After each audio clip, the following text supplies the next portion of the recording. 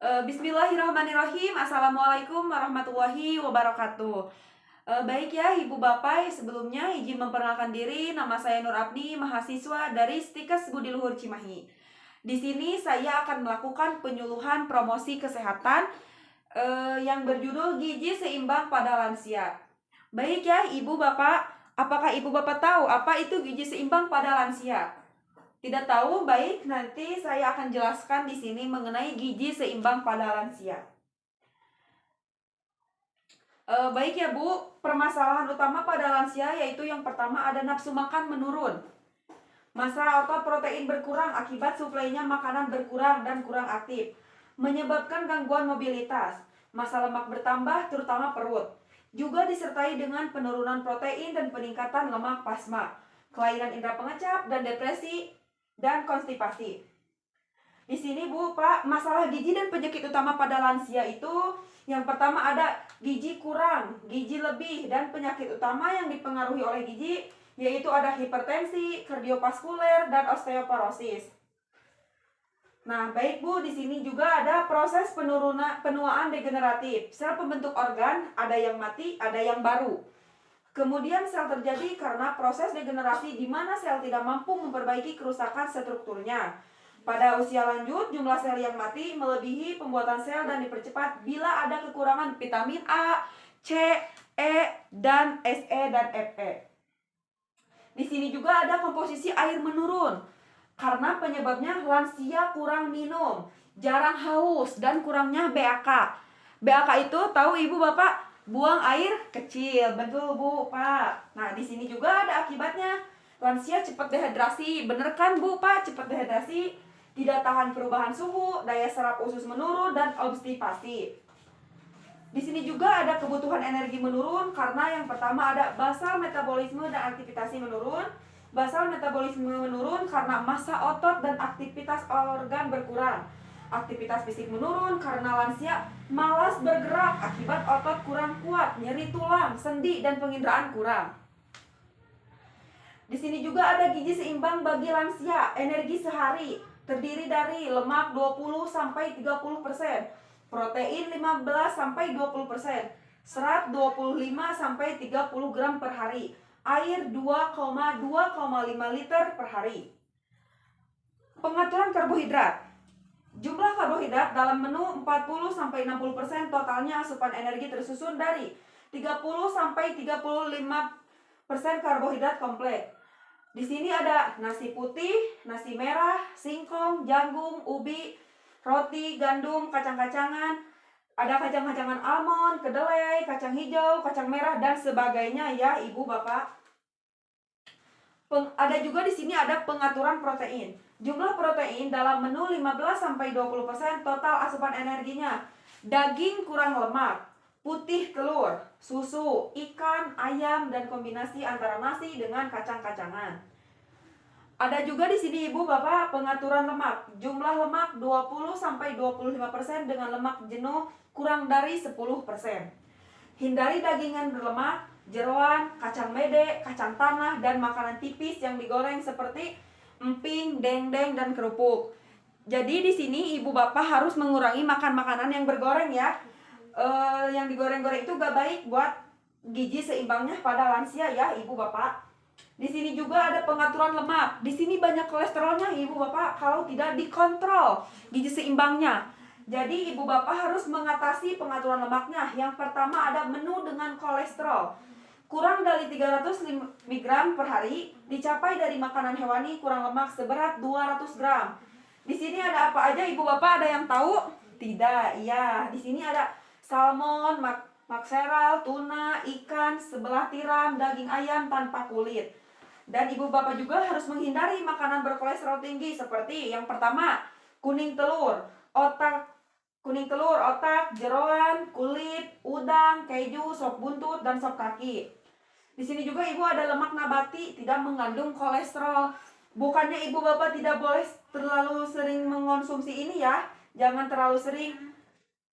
Biasakan Ibu Bapak harus merubahnya dari sekarang karena gizi seimbang pada lanjut usia itu sangat berpengaruh kepada kehidupan kita ya Ibu Bapak.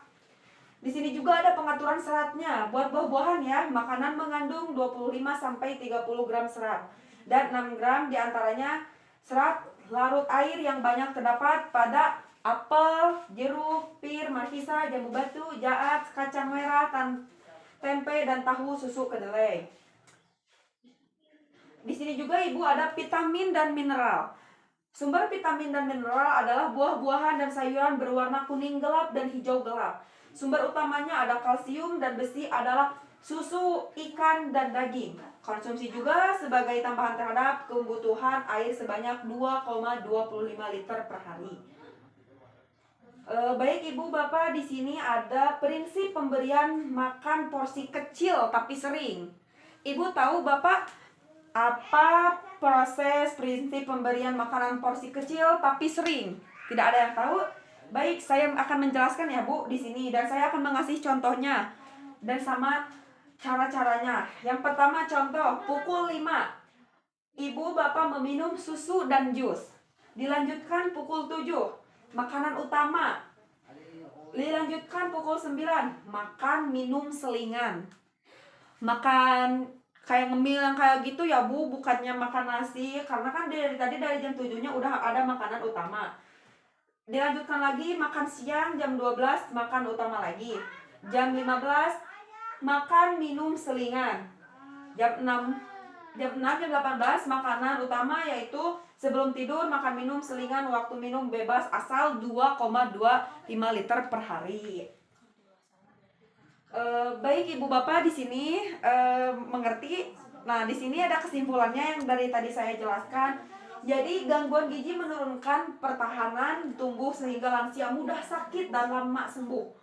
Jadi biasakan Ibu dan Bapak mengurangi makanan-makanan yang digoreng agar menghindari lemak, kolesterolnya dijaga, agar tubuh kita itu sehat sampai tua nanti ya Ibu Bapak.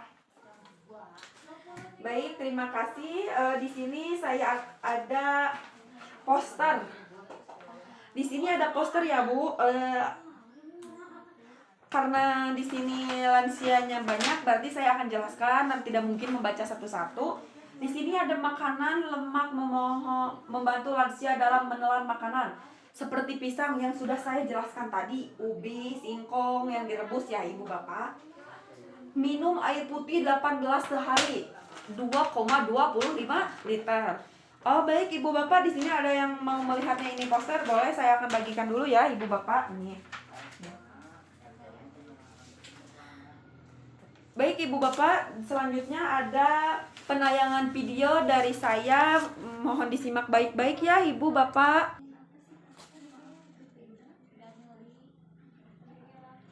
Baik Ibu Bapak, di sini